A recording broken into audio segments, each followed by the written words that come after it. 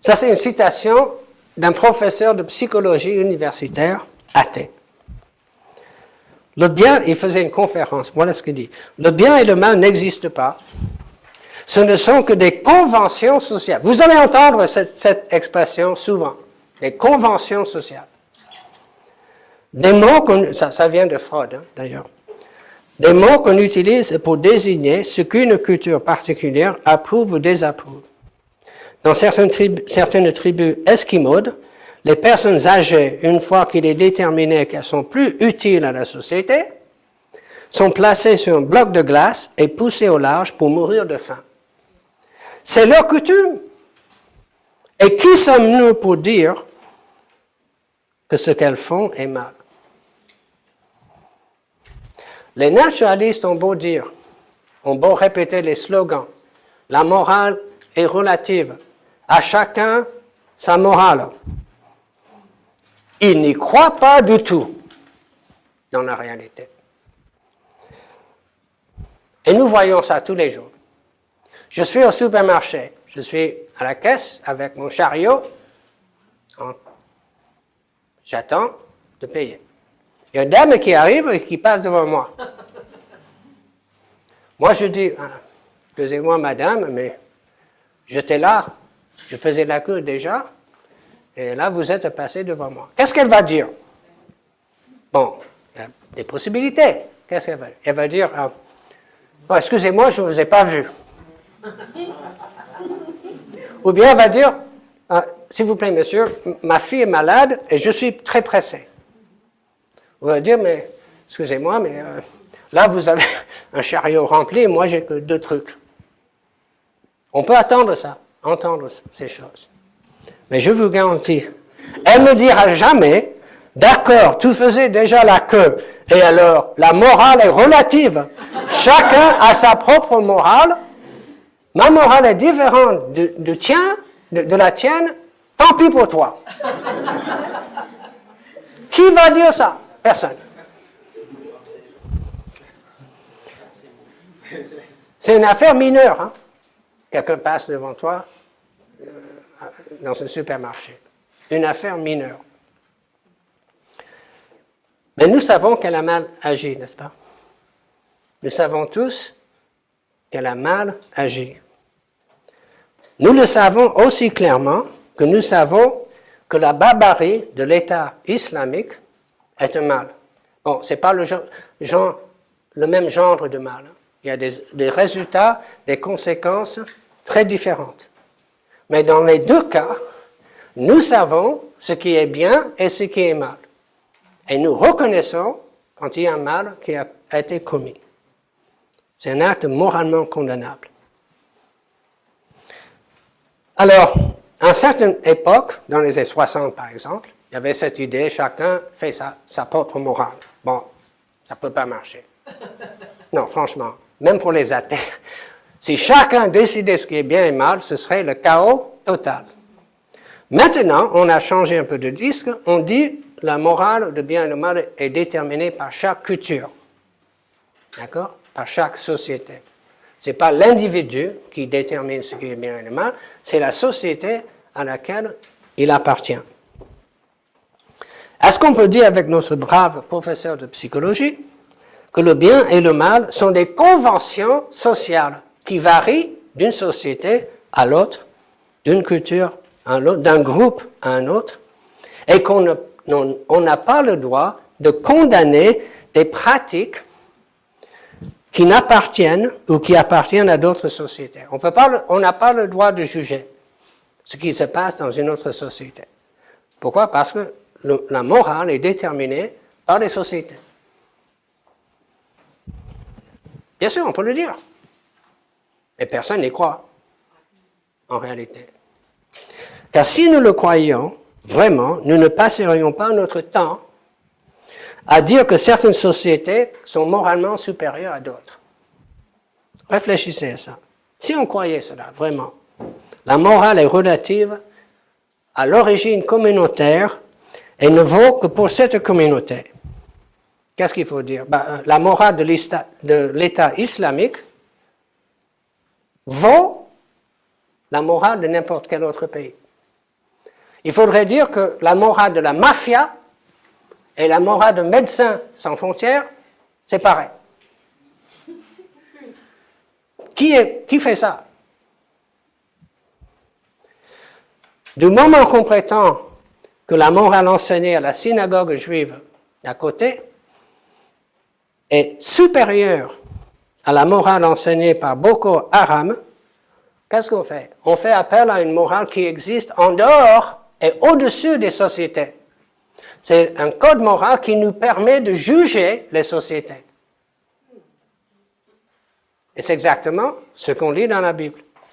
La loi morale ne dépend pas de la société. Ce n'est pas la société qui décide ce qui est bien et ce qui est mal. Petite parenthèse. En France, ça devient de plus en plus une réalité. Il faut changer le mot société par le mot État. Pour les Français, le bien et le mal sont déterminés par l'État français. C'est vrai. Si l'État dit que l'avortement est moralement un bien, bon, il faut accepter. Mariage homosexuel, rien. Chaque fois, ce n'est même pas la société qui décide, c'est l'État. Il y a une raison pour ça, une raison philosophique, mais on n'a pas le temps d'en parler maintenant.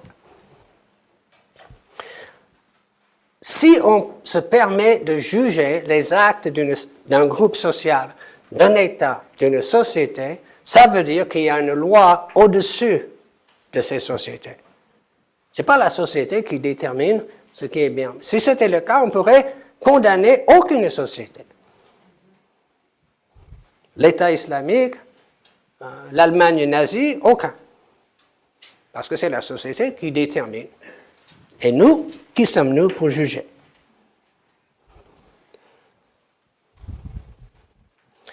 Au fond, nous croyons tous à l'existence d'une loi morale en dehors de nous, en dehors de notre société. Et cette loi fait autorité. Cette loi sert de norme à tout le monde, à toutes les époques. Ce n'est pas simplement nos préférences personnelles, ce n'est pas les préférences d'une culture ou d'une société particulière. Nous faisons tous appel à cette loi morale objective et nous voyons cette loi comme faisant partie du monde réel.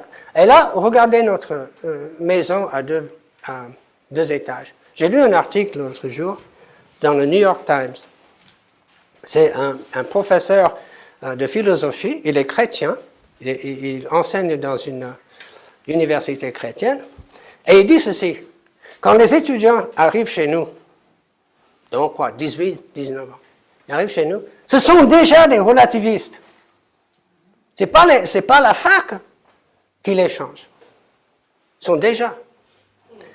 Il dit, mais ça me trouble. Alors un jour, il y avait un truc, une réunion parents, profs à l'école, donc il entre dans la salle de classe de sa petite fille, je ne sais pas, CM1 ou quelque chose, elle a 6 ou 7 ans. Et qu'est-ce qu'il voit? Il voit sur le tableau une affiche. La différence entre une opinion et un fait réel. Un fait réel, c'est quelque chose qui peut être prouvé par la science. Tout le reste est opinion. Donc, les enfants grandissent avec cette idée, tout ce qui est moral est irréel. C'est une opinion, c'est subjectif. Ça ne correspond à aucune réalité vraie. Donc, quand ils arrivent à la fac, ils croient que la morale n'est pas réelle, ce n'est pas une chose réelle. J'ai même regardé ça dans les églises. Vous savez, quand quelqu'un, je parle ici surtout des jeunes, quand ils quittent l'église, ce n'est pas vraiment un déchirement, ce n'est pas après un conflit intérieur intense. Non, ils changent. C'est comme ils zappent, ils changent de chaîne. Parce qu'au fond, ils vivent toujours dans la maison à 2 étages. Leur foi et la morale, c'est une opinion. C'est subjectif, on peut changer quand on veut. On n'est pas en train de sortir de la réalité. Vous voyez ce que je veux dire? C'est peut-être une des raisons pour cela. Alors, C.S. Lewis, il y a beaucoup de citations, mais ça va. En effet, n'entendons-nous pas tous les jours des gens éduqués ou frustres, enfants comme adultes, s'arguer ainsi? Aimeriez-vous que l'on agisse de même à votre égard? C'est ma chaise, j'étais assis avant toi. Laissez-le tranquille, il ne vous a rien fait. De quel droit jouez-vous de coudes pour doubler tout le monde? Donnez-moi un peu de votre orange, je vous ai bien donné quelques quartiers de la mienne. Venez donc, vous l'avez promis. Or, ce qui rend ces polémiques intéressantes, c'est que le plaignant n'implique pas seulement que la conduite de son interlocuteur ne lui convient pas, il en appelle aussi à un modèle de conduite que son vis-à-vis ne devrait pas ignorer. C'est quelque chose qu'on ne peut pas ne pas savoir. Qu'il existe un vrai bien et un vrai mal. Cela s'applique aux chrétiens, cela s'applique aux bouddhistes, à l'athée, à l'hindou, aux musulmans, à tout le monde, aux juifs, à tout le monde. Chacun de nous trahit tous les jours sa foi dans une loi morale objective qui existe en dehors de lui-même et en dehors de la société. La vision du monde chrétienne qui rend compte et qui explique le sens de la vie, la dignité humaine, les droits de l'homme et la morale, l'existence objective du bien et du mal. Notre ami athée en face, avec sa vision du monde naturaliste, il ne peut pas rendre compte de ces expériences humaines universelles. Mais, donc qu'est-ce qu'il fait? Comment est-ce qu'il vit? Il vient chez nous. Il nous pique nos valeurs. Mais sans autorisation, sans droit. Alors, voilà ce qu'on est en train. Il peut dire ce qu'il veut, selon sa vision du monde. Mais quand le moment vient où il doit vivre dans le monde réel, il faut qu'il vive comme si le christianisme était vrai. Et c'est ça les tensions dans sa vie. On va continuer ça en ce qui concerne le bien et le mal. Par exemple, un professeur d'éthique athée, il donne des cours sur le relativisme moral. Il dit à ses élèves, à ses étudiants, la morale est relative. Il écrit des livres érudits sur le sujet. Il se moque couramment des ploucs qui sont assez ignorants et arrogants pour croire encore à des lois morales absolues. Mais allez lui voler son portefeuille. Et nous allons voir s'il réagit en disant, c'est pas grave, les morales varient selon les individus, selon la culture. Qui suis-je pour juger? Encore, allez tricher en passant son examen sur le relativisme moral. Mieux encore, allez rater son examen et puis entrer dans son bureau, menacez-le d'une arme à feu, pointez l'arme sur lui, dit, vous allez changer ce 0 en 20 sur 20. Miracle. Ce relativiste va changer devant vos yeux en absolutiste moral. Partisan convaincu. C'est normal, parce que s'il vivait selon sa philosophie, sa vie imploserait. Sa vie serait invivable. Un sens inné du bien et du mal a été gravé dans notre âme. Nous pouvons passer notre vie tous les jours à dire la vérité, la morale est relative. Ça ne change pas la réalité.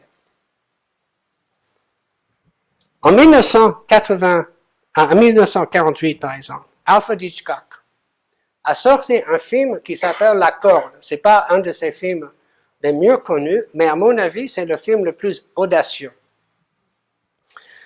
Il faut le voir, vraiment, il faut voir si vous pouvez acquérir ce film. La Corde.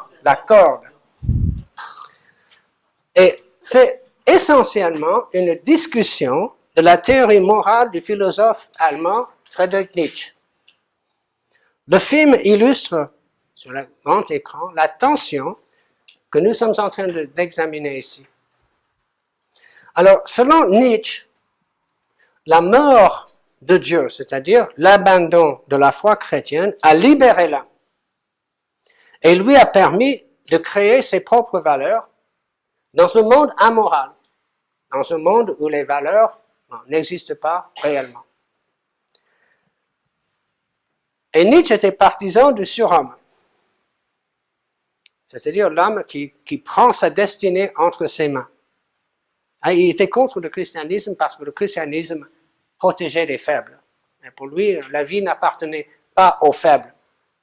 La vie n'appartenait qu'aux forts, aux surhommes. Et il reconnaît aux êtres supérieurs le droit de tuer les hommes plus faibles s'ils n'étaient pas dignes de vivre.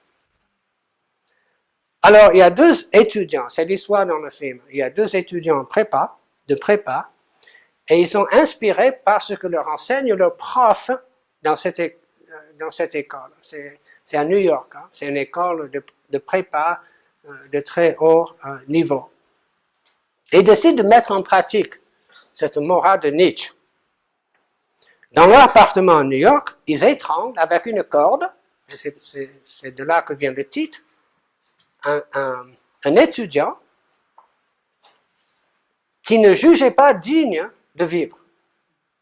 Donc c'est le meurtre comme exercice intellectuel.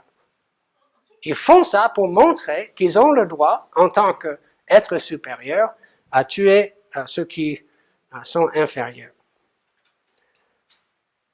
Parce qu'il n'y a pas de Dieu. Hein, c'est eux qui font leur propre loi. Puis, pour poursuivre l'expérience, ils organisent un dîner le soir même, dans le même appartement. Ils invitent les parents de la victime, la fiancée de la victime et le professeur. Et ils cachent le corps de leur victime dans un genre de bahut qui servent pour mettre les plats. Hein, c'est un genre de buffet, les gens viennent se servir et il y a le cadavre à l'intérieur. Hein, il y a la fiancée de ce gars et ses parents. Alors, le prof, il sait que bon, il y a quelque chose qui ne va pas ici. Le prof, c'est James Stewart, hein, si vous voyez l'acteur. Et finalement, il commence à comprendre ce qui s'est passé. Petit à petit, il commence à comprendre. Alors, il soulève le couvercle du coffre, et là, il trouve le corps de la victime. Il est horrifié. Il devient livide de honte. Parce qu'il sait que ces deux étudiants ont été inspirés par ses cours. Et il dit quelque chose, je ne me souviens pas exactement des mots exacts, mais il dit, mais ce n'était que des idées. Ah, c'est ça, sa réaction. Auguste Comte disait, les idées gouvernent le monde ou plongent le monde dans le chaos. Les idées ont des conséquences.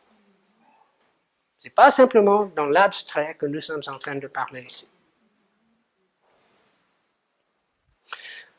Ça semble incontestable. Tous, qu'on ne le dise ou pas, nous croyons tous au bien et au mal. Et ce n'est pas simplement des mots pour exprimer nos préférences personnelles ou les préférences de notre société. C'est des réalités objectives qui existent en dehors de nous et qui sont valables pour tout le monde. Nous croyons tous cela. C'est quelque chose qu'on ne peut pas ne pas savoir. Parce que nous avons été créés à l'image d'un Dieu saint. Un Dieu de bien, de bonté. Encore une fois, nous voyons le même schéma. La vision du monde chrétienne peut rendre compte de cette croyance au bien et au mal. Rendre compte de notre expérience. Elle explique l'existence de la loi morale et pourquoi nous semblons tous connaître intuitivement cette différence. Pourquoi? Ça vient d'où? Ça vient de Dieu. C'est quoi la loi morale? C'est une expression de la sainteté de Dieu. C'est une expression de son caractère moral. Pourquoi est-ce que Dieu dit « tu ne commettras pas d'adultère » ? Parce que Dieu est fidèle. Pourquoi est-ce que Dieu dit « tu ne rendras pas faux témoignage » ? Parce que Dieu est vérité. Vous comprenez ce que je veux dire? La loi morale de Dieu est fondée sur son caractère. Et c'est le caractère de Dieu qui définit la réalité. C'est cohérent, c'est rationnel, c'est raisonnable. Les chrétiens peuvent rendre compte de l'existence de ce sentiment universel du bien et du mal, ce qu'on appelle le sens moral. C'est normal, nous avons été créés à l'image de Dieu. C'est normal. Et la vision du monde naturaliste? Qu'est-ce que les athées disent au sujet de l'existence du bien et du mal? C'est un univers composé uniquement, je cite, de particules matérielles interagissant aveuglément les unes avec les autres. Comment est-ce que cela peut produire des conditions nécessaires pour engendrer le sens moral que nous expérimentons tous et que nous utilisons tous les jours? Que serait le bien et le mal si le naturalisme était vrai? Michael Ruse, c'est une bande-annonce pour le chapitre suivant. Écoutez bien, la position que tient l'évolutionnisme moderne est que la moralité est une adaptation biologique autant que le sont les mains, les pieds et les dents. J'apprécie que lorsque quelqu'un dit « aime ton prochain comme toi-même », mais qui est-ce qui cite là?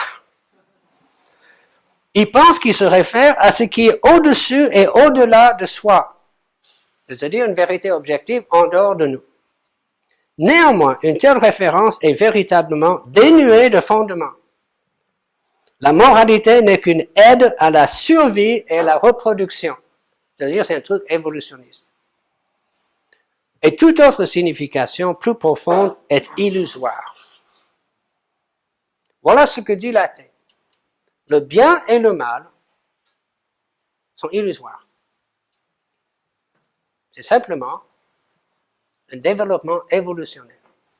Ça n'existe pas réellement.